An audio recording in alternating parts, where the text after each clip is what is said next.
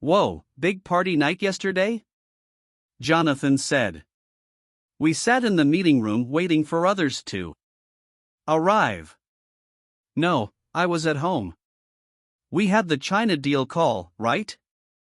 I said. But your eyes. They are red. I didn't sleep well, actually. Deal stress? Life stress. Jonathan smiled. I know the feeling, he said.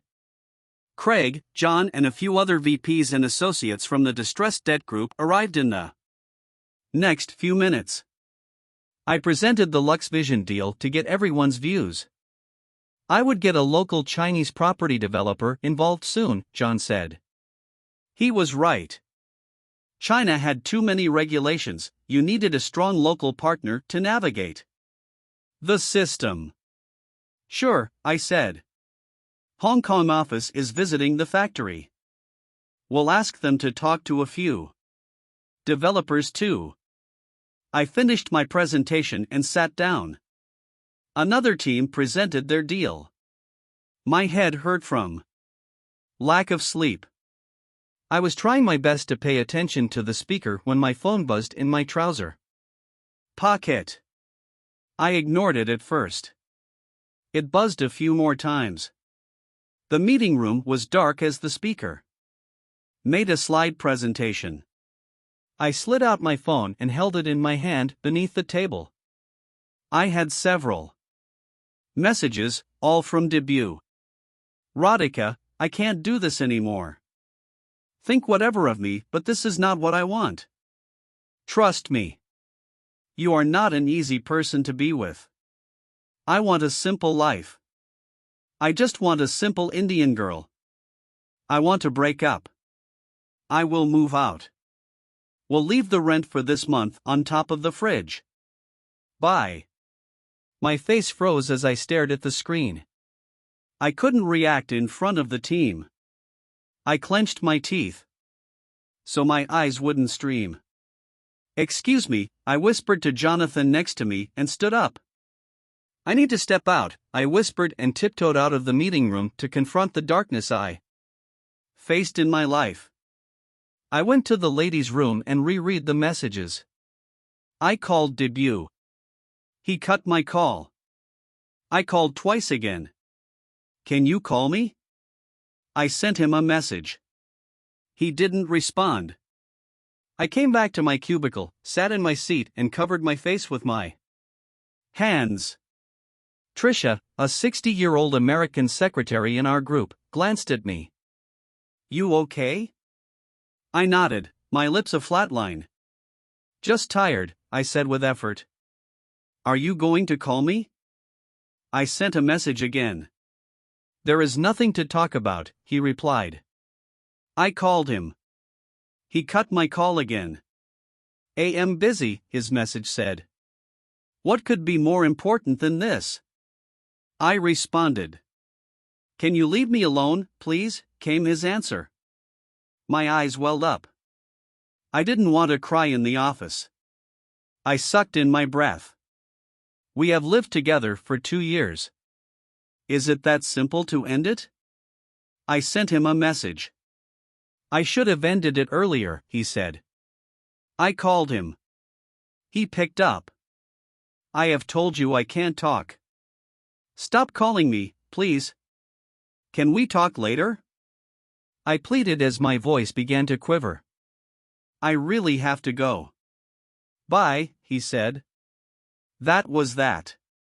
My face red, I knew I had to leave the office before I disintegrated. I am just going out for a walk, I called out to Trisha. Feeling a bit uneasy. Fresh air will do you good, Trisha said. Tell Jonathan to call on my cell if he needs me. I stepped out of 85 Broad Street. The sun shone bright, taking away a bit of the chill. It was a beautiful day weather-wise, but it felt like my worst day in New York so far.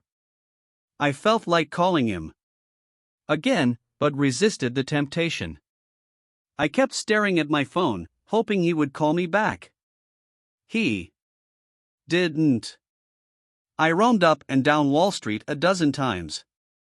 I didn't have anyone like Debut in New York. Sure, I had some friends at work and outside. However, I couldn't imagine this city without Debut.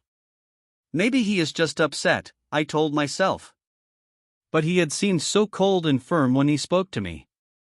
I went back to work after an hour. I somehow finished the day. I didn't eat any lunch.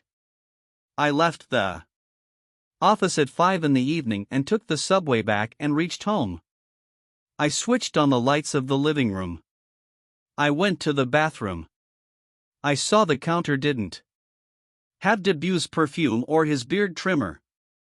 The clothes hook in the bathroom did not have any of his clothes. I went to the bedroom, opened the closet, nothing. I felt like someone had kicked me in the stomach, hard. No, this is just a nightmare. I didn't sleep all night, so I am imagining all this. I sat on the bed and stared at the empty closet. Then I cried. And cried. Till my eyes were as empty as Debut's cupboard. Please, Debut. The house is so empty without you, I said. I held on to the pole in the subway compartment. Debut had left home 5 days ago. I had called him every day, trying to convince him to come back. It is your house. You stayed there alone before me, right? Debut said. Yeah, but now it is our home. It's not. It's rented. Too much rent, if you ask me. The train shook as it shifted tracks. I found it tough to balance myself. You know what I mean, I said. It's okay. You will get used to it, he said. I can't. Please, Debut. Don't you miss me? I said.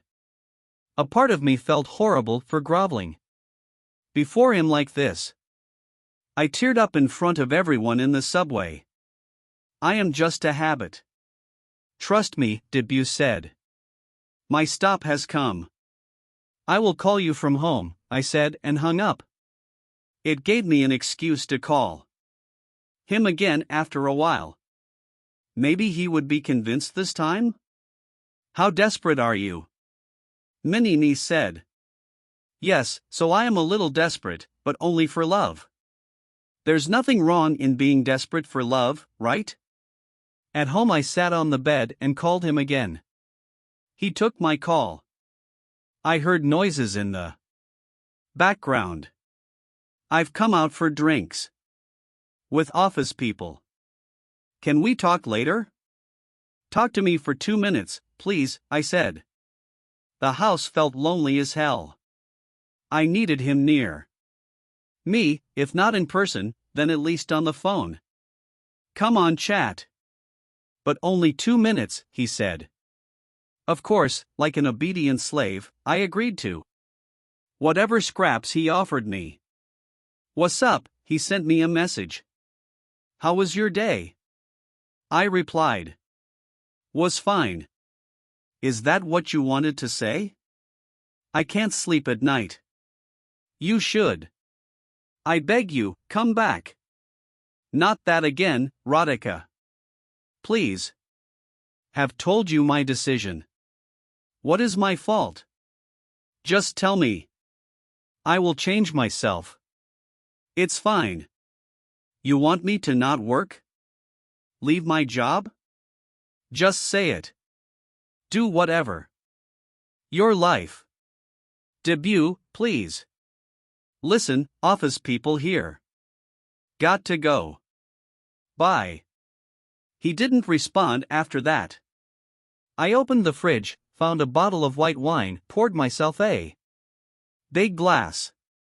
Then another and another. I sent him a message in my drunken state.